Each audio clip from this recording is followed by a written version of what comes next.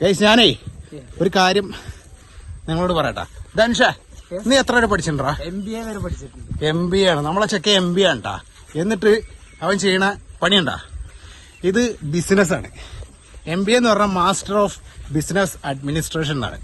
അതായത് നമുക്കൊരു ബിസിനസ് എങ്ങനെ ചെയ്യാം, എങ്ങനെ മറ്റുള്ളവരെ കൊണ്ട് ചെയ്യിപ്പിക്കാം, ബിസിനസ് ചെയ്യുമ്പോൾ ശ്രദ്ധിക്കേണ്ട കാര്യങ്ങൾ, ഇതൊക്കെയാണല്ലേ ധനുഷ പഠിച്ച്? യെസ്.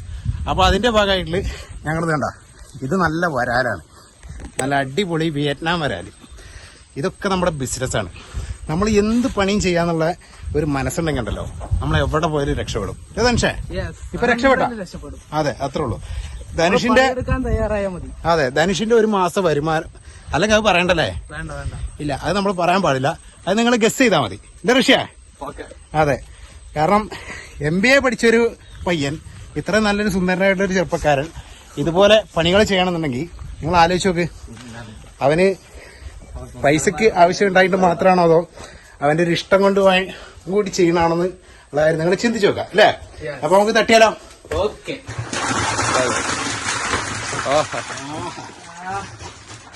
എന്താ രസം.